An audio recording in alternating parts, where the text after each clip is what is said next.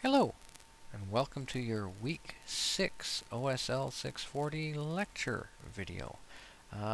It should be a pretty quick one this week, which is nice because things are starting to get a bit crazy everywhere, I imagine. Also, a reason why I put off the midterm, or test 1, if you will, until the week after reading week. So this is a pretty light week when it comes to content. We just have 17 slides to get through, and that's including your opening slides and a couple of slides about your tutorials and stuff. And it should be a pretty easy week. So I look forward to seeing you all in the lab this week. So we're going to look at different methods you can use to transfer files between computers and how to issue remote commands on local computers. So we're going to look at some extensions, some additional tools that are in, extensions aren't really the right word, additional tools that are in the SSH suite of utilities. So we've all been using SSH to connect to Matrix this semester. You're going to look at SCP and SFTP as well, and even how to issue commands on remote computers from your local computer using SSH. We're also going to look at the mail command, which is a pretty handy, cool command line utility. It's, well, the basis for email. So you're going to see where that all comes from. And this all maps to your Week 6 tutorial, investigations 1 through 3, and your review questions associated with that accordingly. So it's handy to be able to transfer files from your Matrix account to other computers, to back up your work in case you accidentally delete things, to save some space. Maybe at the end of the semester you want a copy of all the work that you did in ULI 101, or any files that you made, or maybe you made some cool bash scripts or something, and you want to copy those. So you can do that. You're going to learn different methods to securely transfer files between Matrix and other computers.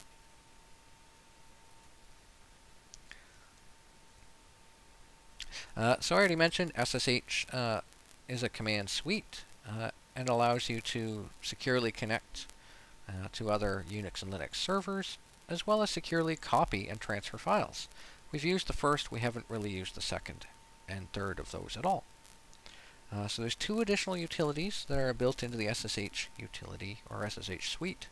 SCP, which is Secure Copy, and SFTP, which is Secure File Transmission Protocol. SCP works basically the same as the CP command. Your syntax is SCP instead of CP, and then you've got your source and destination.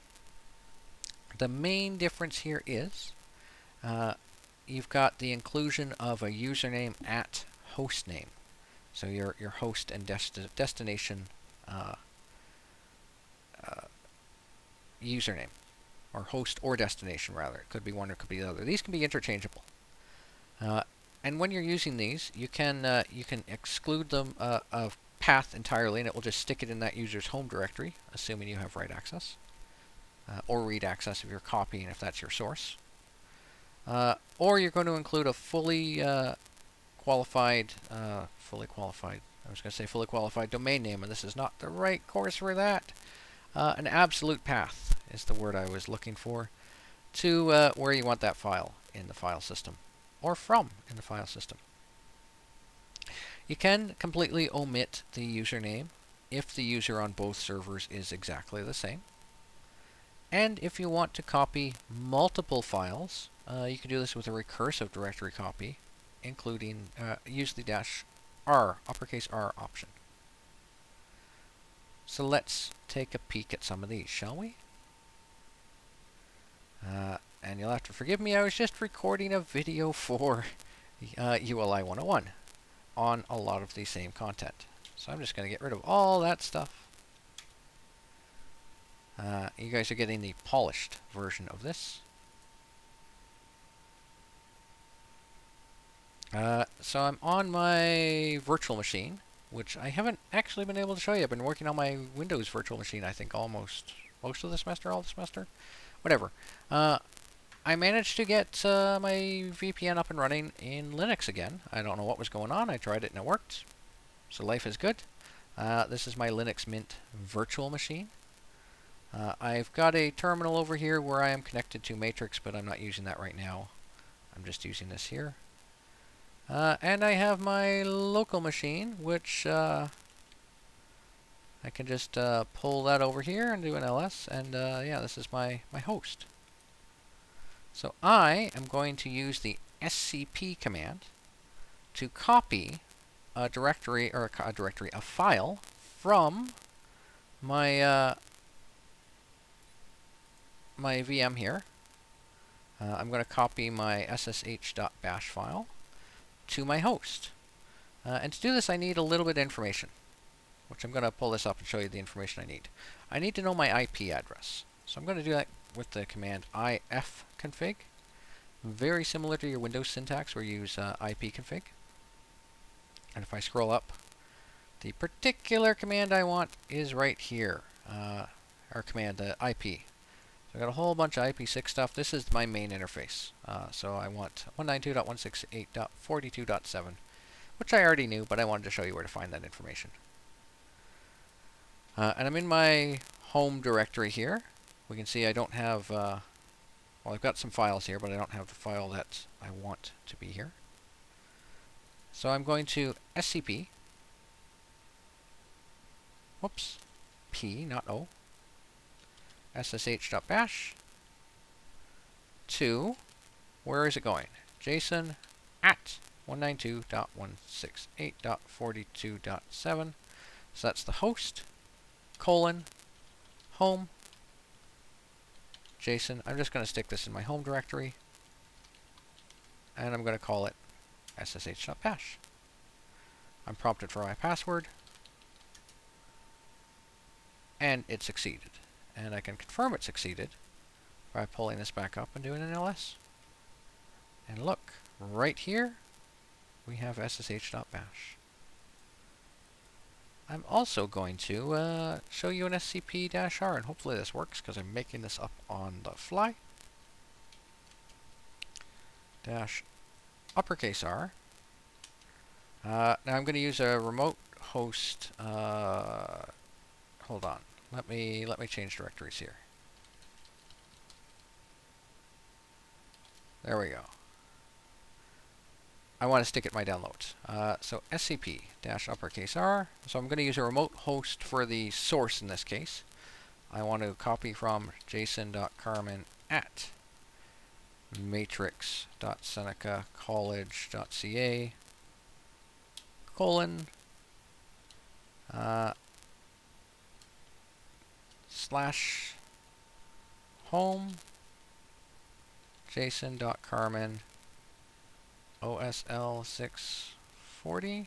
I think I have, whoops. I think I have that account there. I think I have the path right there. Sorry. I think I have not the account. I think I have the path right. Let me go confirm, because that's a lot of stuff, and I'm kind of just making it up as I go.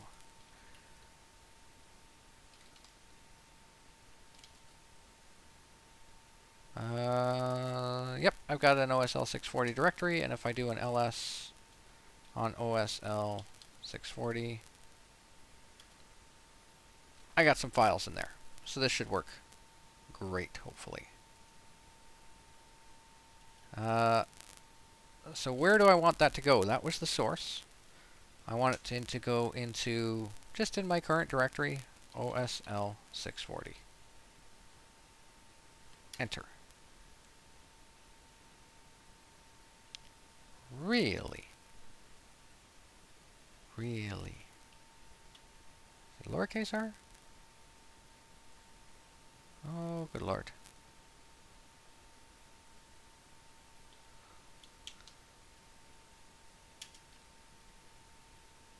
Haha! It was a lowercase r.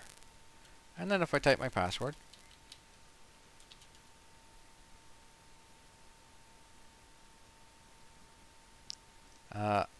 look at that. And then I do an ls OSL640. Everything that I have in my OSL640 directory that we created this a couple weeks. Oh, I don't have the tree command on my local system. That's interesting. Everything that we created in my OSL640 demo a couple weeks ago, it's all here. So that's pretty cool. And yeah, it didn't work the first time, but that's a good example of sometimes you gotta figure it out and troubleshoot on your feet, even when you're an experienced user, right? So, let me pull the slides back up. You can get some more practice with those, of course, in your tutorial, but we're not there yet. We're going to do some SFTP first. So SFTP allows you to transfer files securely, encrypted. That's what the S part is, secure. FTP by default normally is plain text, not encrypted. So it allows you to transfer files between a local server and a remote server, or yourself and a remote server, right?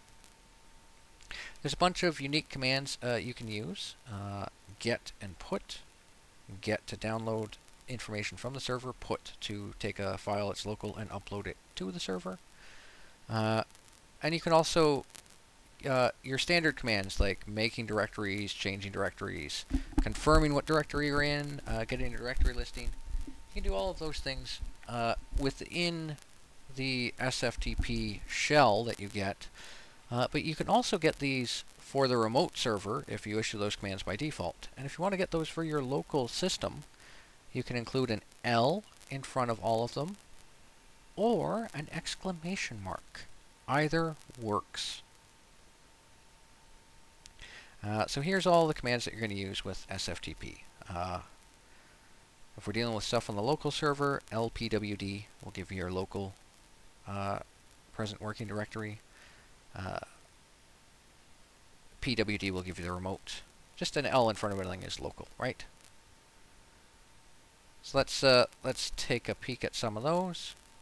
Before we take a peek at some of those, you're going to see this funky example in the tutorial for, I think it's this week, it might be next week. You can use SSH without actually logging into a remote session. To just execute a command, it'll prompt you for your password, and it will give you the output of that command in your terminal. You're going to use this in, I can't remember if it's tutorial 6 or 7. I think it might be tutorial 6, to remotely call one of the lab check scripts. So let's take a peek at some of all that fun jazz, shall we?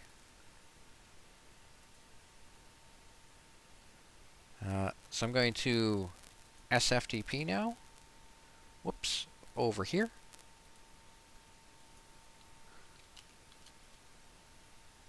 I'm going to create a directory because I'm just on my local machine, right? So I'm going to call it OSL640 SFTP. And then I'm going to SFTP, of course.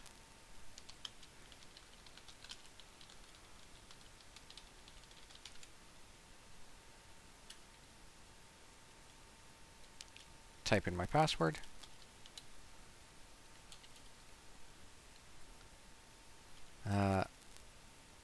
And I can do an ls to look at my current directory. I'm going to change to my OSL640 directory because I got a lot of junk in my home directory.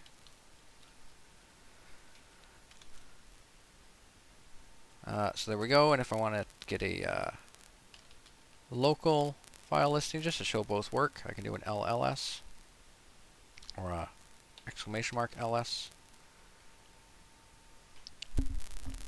Both work here. I want to go into my OSL640 SFTP directory, so I can do a LCD OSL640 SF, and if I just hit tab, yeah, there we go, it auto-completed. And LPWD to confirm. Alternatively, I could type exclamation mark, whoops, PWD. There we go. Now if I want to download some stuff to this directory, Get demo. Oh, I have to get -r demo. Is it recursive like that? Yeah, there we go. Look at that. Couldn't remember if it was up or lowercase r.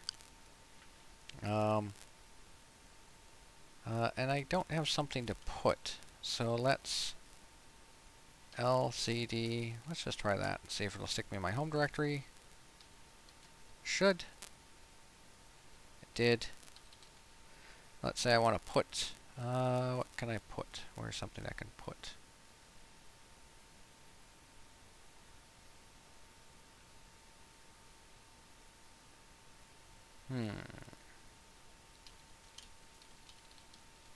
Oh, I've got an age.bash. Let's do that one.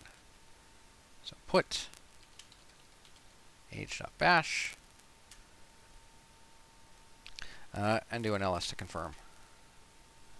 And we see it's there. I'm just going to delete it because I don't want that there.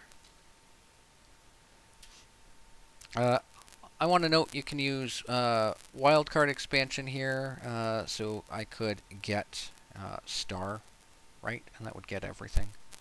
Or get star.txt. Just throwing it out there. Could be useful. And to get a directory, get, well, we did that, right? Get -r. To get out of here, we just exit. And there we go.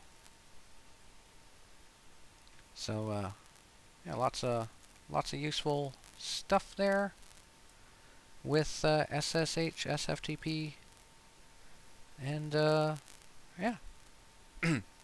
There's also a graphical SFTP application. There's many different graphical SFTP applications out there. I use FileZilla in one of my courses over at Centennial. But there's one included in your graphical secure shell application that you downloaded in tutorial 1, investigation 1 if you're using Windows. And you can use that as well to download files from Matrix if you want to at the end of the semester. Just if you want to back up anything that you did that was particularly cool. Maybe when it comes to like the bash scripting stuff, you might want copies of that. So with this, I'm not going to demo it to you, but just drag left to right or right to left if you need to. You can also just double click, usually in most of them, and it'll do that. Like it's pretty user friendly, pretty easy to figure out. So I'm not going to show you the graphical SFTP application. Yeah, so that brings us to the mail command. So the mail command in Linux is, well, it's the basis for email. It's a really old command. It's been around for a long time. And this allows you to send messages to other mail servers. In order to use this command on a Linux computer, you have to at first have an email server and an email client. So just keep that in mind. To send yourself or send mail from the command line, there's a couple different things here. You type mail and then the username at hostname and press enter. And then it's going to prompt you for your subject line. There is an option you can include in your command to have this not prompted and provide this information, but we're going to look at it simply for now. And then you can type the body of your message, and when you're done, you can press Control and D to send. Alternatively, you can hit enter and a single dot on a line. Any line that contains a single dot is also the end of the message. Just because it's an older command, so there's a lot of different ways to do things. And if you want to attach a file, you can do this with the -A option and attach a file. And just like that, you can send attachments from Matrix to yourself, which might be useful. You could even redirect your content in from a text file. So this is the content that's in the body of your email. Now that you know how all those spam mailer things work, there you go. So let's take a peek at that. And then we'll look at our actual work. pull my notes back up. I always got some notes.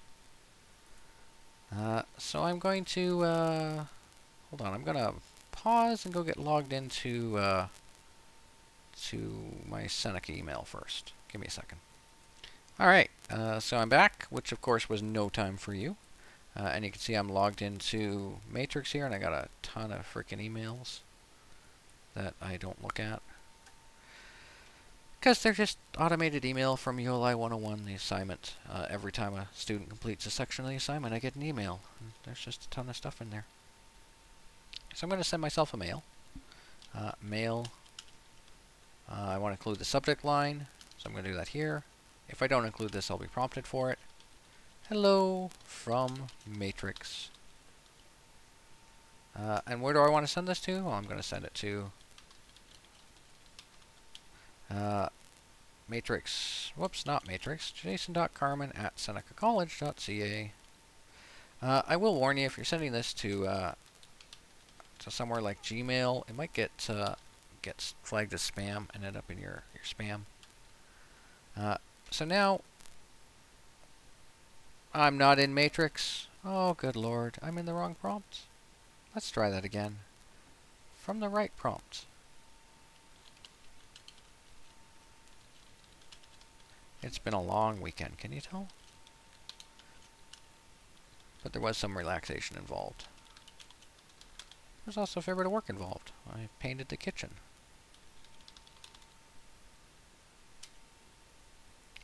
So now I'm in the interactive portion. I can send an email, so I'm just going to say, this is a sample email from Matrix for OSL640. Now I can either hit Control D when I'm done, or a single dot. Either works. And we see EOT, that means end of transmission. And if I go over here and wait, look at that! There's my email right there, from jason.carmen@matrix.senecacollege.ca. It's pretty awesome. So, where does that bring us? That brings us here, to the end.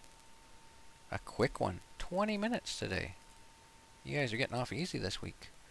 Have a look at your Week 6 tutorial. Investigations 1 deals entirely with secure copy. Investigation 2 is dealing with SFTP and a bunch of different options with that. And Investigation 3 has everything to do with the mail command. So it gives you practice with those 3 utilities. And of course, there's some practice questions at the end that you should do, because they're going to give you your study material for your tests that are coming up, and your quizzes and stuff. Which reminds me, I've probably got some marking to do, so I should think about going to do that after a bit of a break. Thank you for watching. Take care. Be safe.